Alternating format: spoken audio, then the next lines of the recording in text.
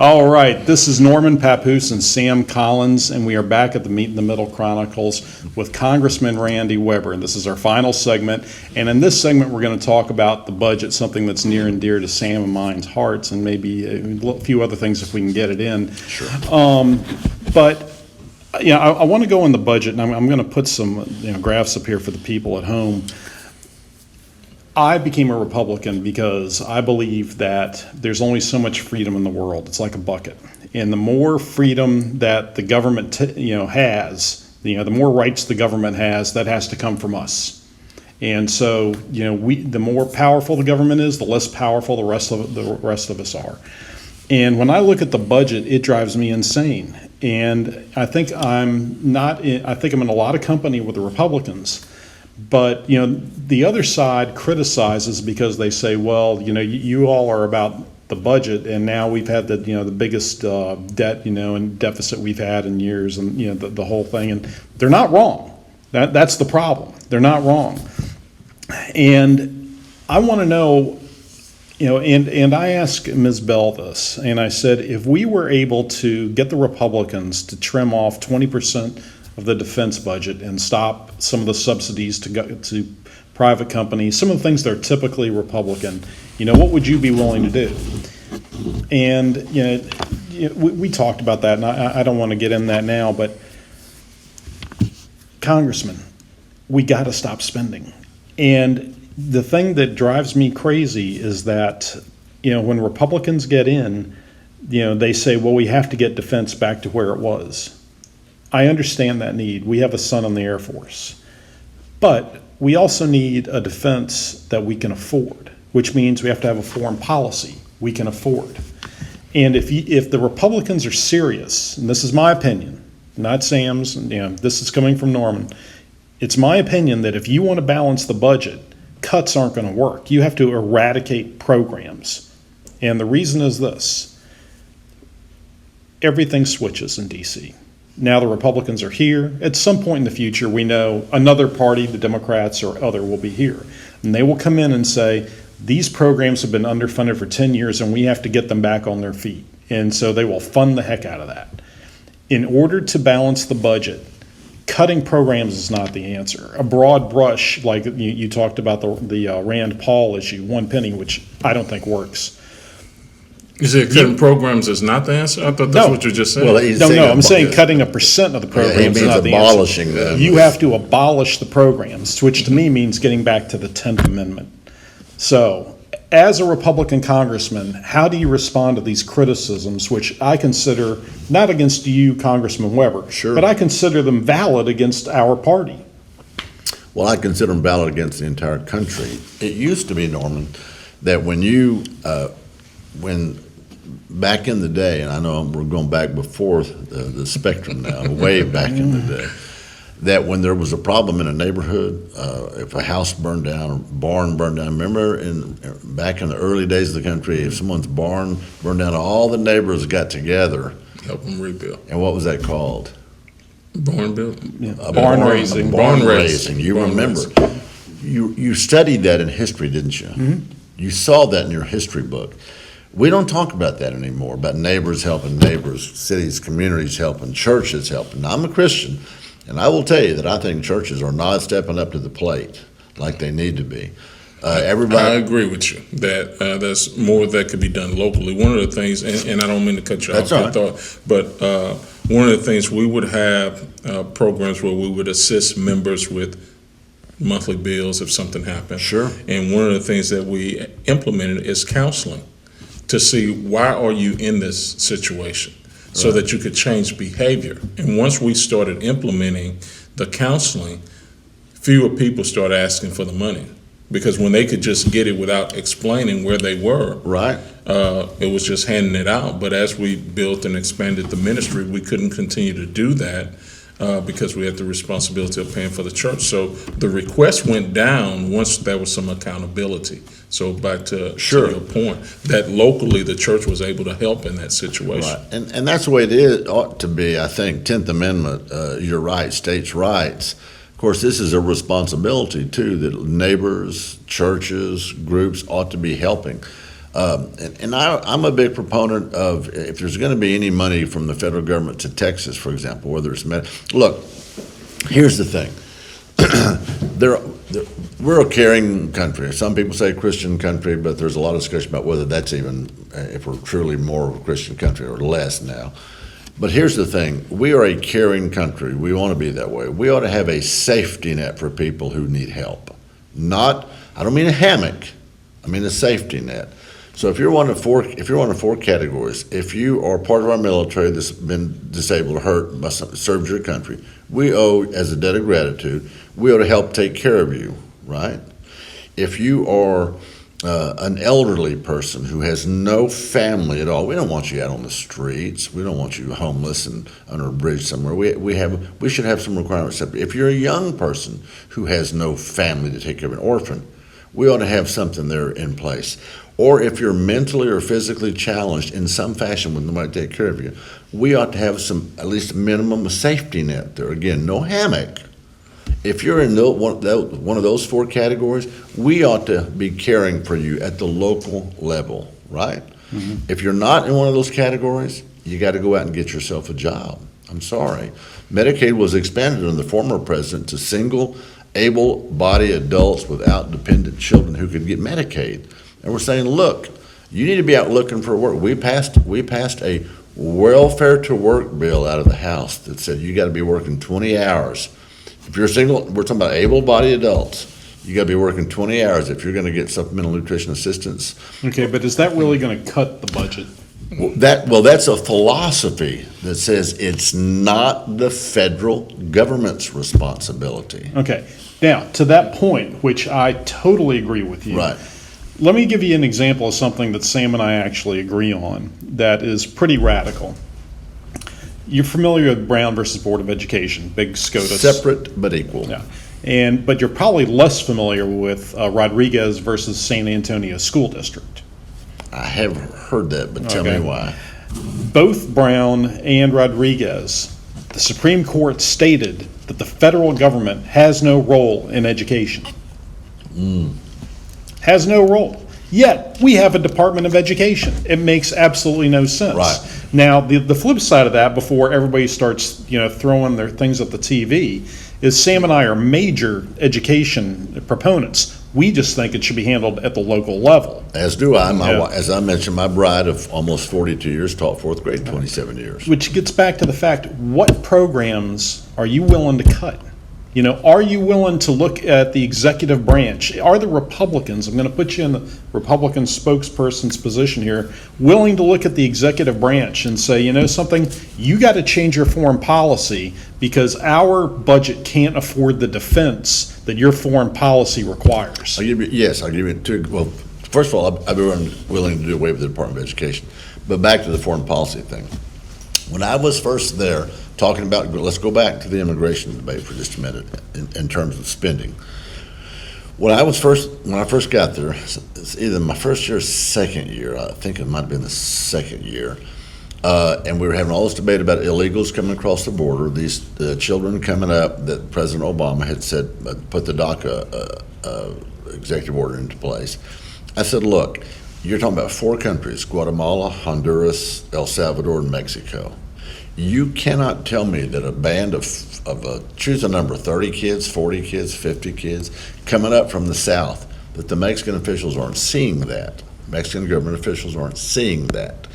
And Mexico, I'm told, has stiffer border penalties than we do in immigration laws. So they need to put a stop to them. And you're hearing the president talk about that right now in this group that's coming north. And I filed a bill, Norm, that said, if the Mexican government, if those governments won't help us stop that, we cut off their foreign aid. Do you know I was opposed by some committee chairs in my own conference. They said, well, first of all, you're not appropriator. You don't get to decide where the money's spent. I'm like, great. Is this all about a pride thing? Who said it, yeah. Yeah, you get to be the one that does this. Secondly, one of the committee chairs said, well, actually what we were thinking about doing was maybe sending some money down to those countries, Honduras, El Salvador, Guatemala, because they're so poor that they maybe build some facilities the kids can be. I said, let me ask you this. When I heard that, I said, let me ask you this. The dumbest thing I've ever heard in my life. Pretty close. And I said, so let me ask you this, true or false? Do some of those governments down in Central America have a reputation of being kind of corrupt? Oh, no, that's true. I said, so they've got bad behavior, and you want to send them more money to do what with? You think it's actually going to spend? Well, an abbreviated version of the Norman Plan Yeah. is that we are going to make a list of the top 10,000 public and private people in Mexico who have the most power. And for every time that we have somebody come across our border, we are going to shut down any access from that person or within 2 degrees of them, so their wife, their kid, the grandkids. Yeah. They're no longer allowed access into the U.S. So if they're on a student visa, you got to go home now. Pack your bags, that's it. If you have an account at Schwab, close it down, sell it off at market, send it back. And every time we catch somebody coming across the border, one of your top 10,000 people in Mexico is going to lose all access to American markets.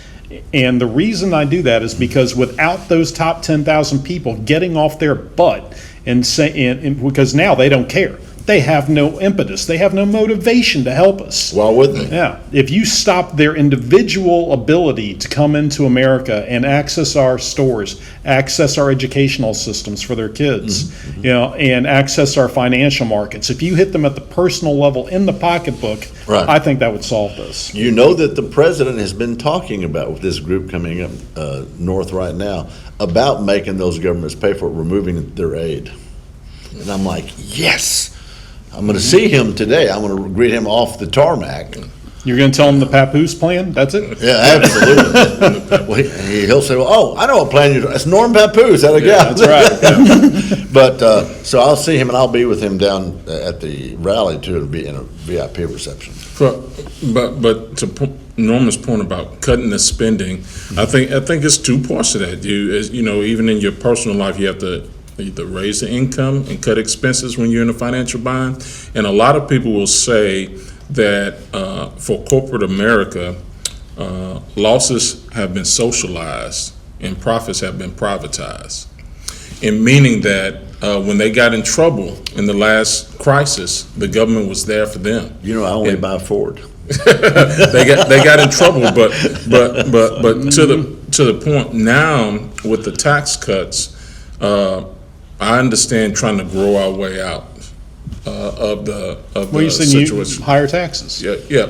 Well, at least not cutting from where we were, because these companies benefited so greatly coming out of the financial collapse. A lot of companies did. They got government money when the banks, the auto industry, Too big to fail. all of that allowed them to get into a position where they have a bunch of cash on the books.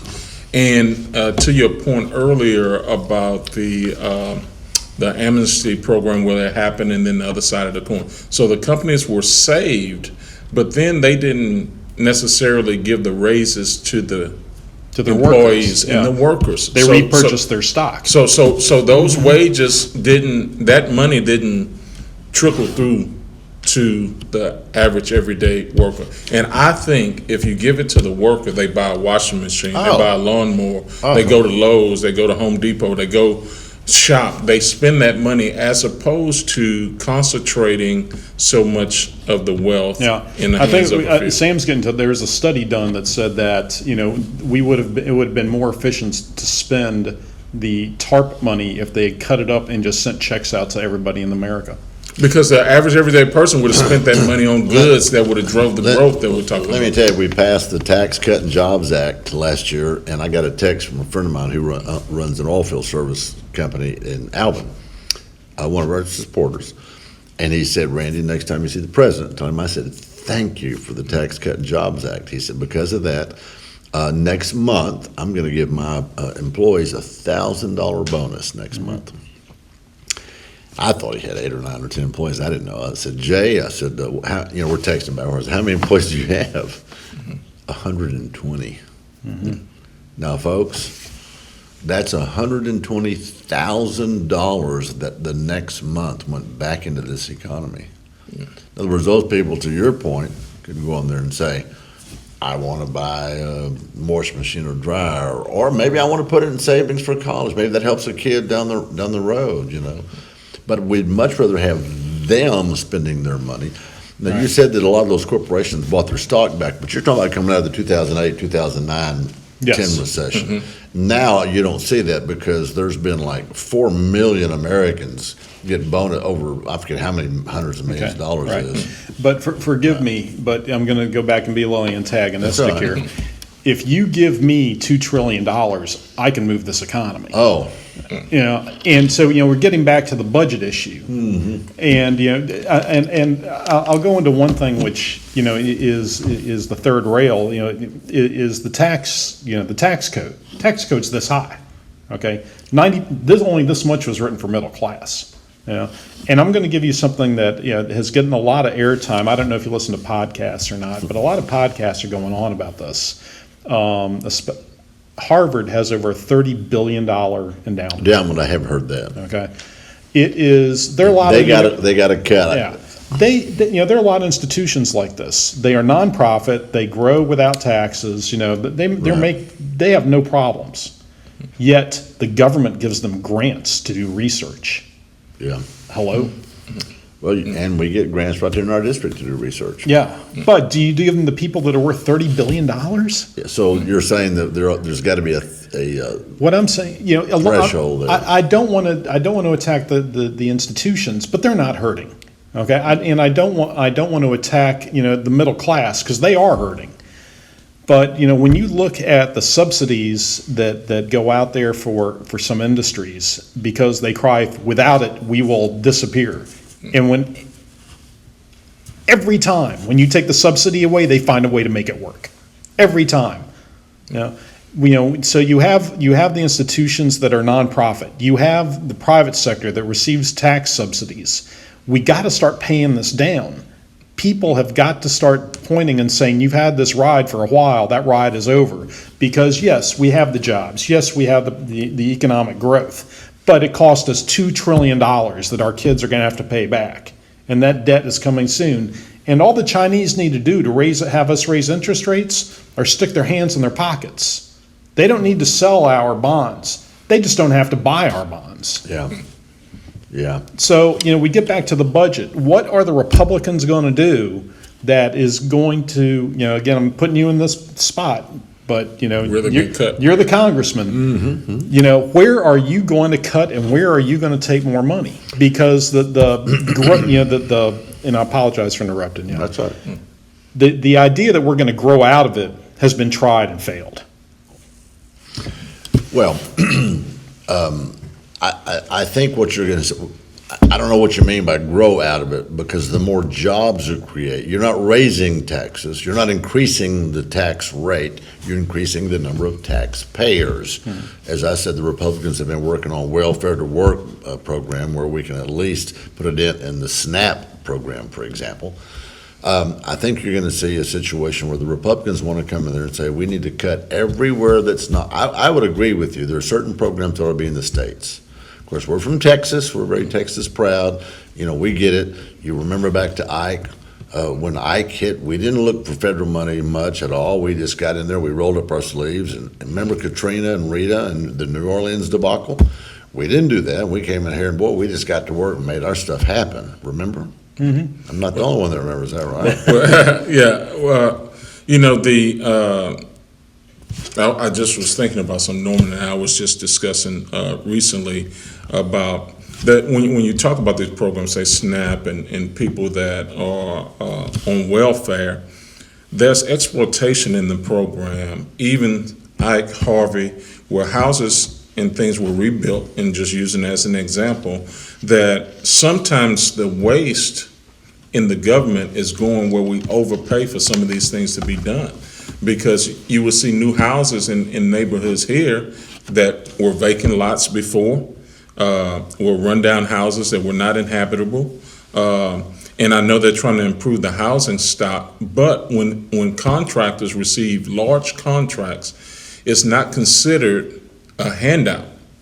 It's considered some kind of subsidy or grant to redo the housing. But in that system, if they have one floor plan, but on every house they built, they charged the government for that floor plan, which is the exact same floor plan. That's a point of exploitation. You mean, for example, an architect fee? Oh, yeah. It's priced into every house they build, but then that is inflated where there's waste in the government. So some kind of way we got to cut that spending and that waste through the corporate welfare too, because corporate welfare is a real issue. What he's talking about, some of these companies that have a great deal of money don't need those subsidies, and if we cut our revenues coming in, the next thing that follows that is, of course, we don't have the money to pay for the programs, but when you cut programs like Pell Grants and things for students to improve their lives, I wouldn't be sitting here if I didn't have a Pell Grant. Yeah. Now, I got scholarships, I got student loans, but the Pell Grant paid a third of my expenses. My son is off at college. He doesn't qualify for a Pell Grant. Thank God our family is not in that same position. But there's another young Sam Collins out there that is needing that assistance, a hand up, not a hand out, so that they can become a Sam Collins in the future that is giving back. And Another Sam Collins in our future. God save us. Well, don't tell Doris, because she's not going to want to do that. So much for doing away with the Department of Education. Well, not completely, because I think they have a role in helping improve the lives of individuals. So I think it's, that local control where Norm was talking about. No, this is where we differ. I wouldn't do this. Yeah. Yeah. Well, what if you left that to the states? Because let's face it, hey, I know kids that went to college for a long time and they played.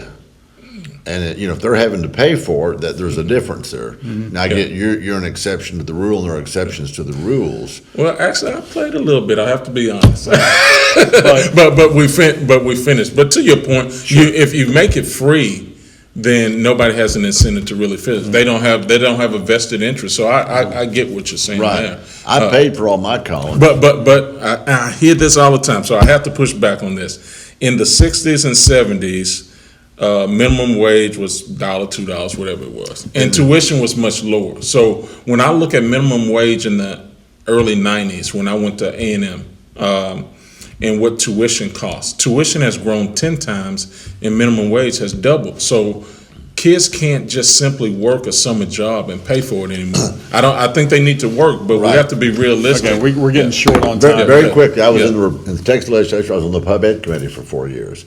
I had the chairman of the Pub Ed Committee tell me, and he'd been there for a long time, had to tell me, he said, Randy, do you know what? The more money the state legislature puts into education, the higher the professors' salaries go. Well, that's a problem too. And the higher college tuition goes. Yeah. Well, to Norman's point, I think we had a chart there where you put more public money into certain things and the cost goes up. But Okay. we'll get to the end of Congressman? my segment. Yeah, otherwise we're going to have a segment 5. And I We've think the never had a Congressman- segment 5 days. I think the Congressman's got places to be other than hear us lecture him on fiscal issues. And we thank you for being patient with us. Usually we let our guests speak more, but as you can see, this is a little passionate, on Sam and I. But we want to give the last part, as we do to everybody who's in the election process. We want to give you the last word and tell people why they should vote for you. Okay. Well, thank you. I appreciate Norm and Sam, and I appreciate both of you. And I think you know this. I'll do a little bit of a segue here. That I said there are people who say we're not much of a Christian nation anymore, and I think local power, local control is where we need to be. And when there's a local need, that I like to know about it because I'm willing to step up and be one of those that helps when I can. So thank you for both of y'all bringing that up and saying that. I'm just one of us. I'm a working guy, Norm and Sam. I grew up here. I've lived in a 20-mile radius 65 years. I have watched this area grow.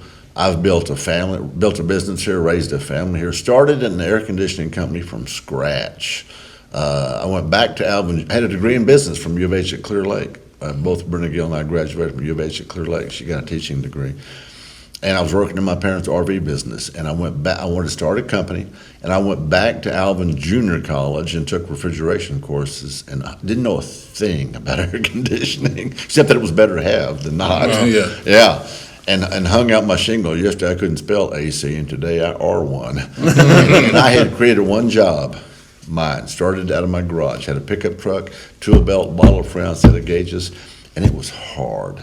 I can tell you that the light company came and knocked on my door. Brenda kept kids for extra money, and she taught dancing at the YMCA dance classes, and we struggled.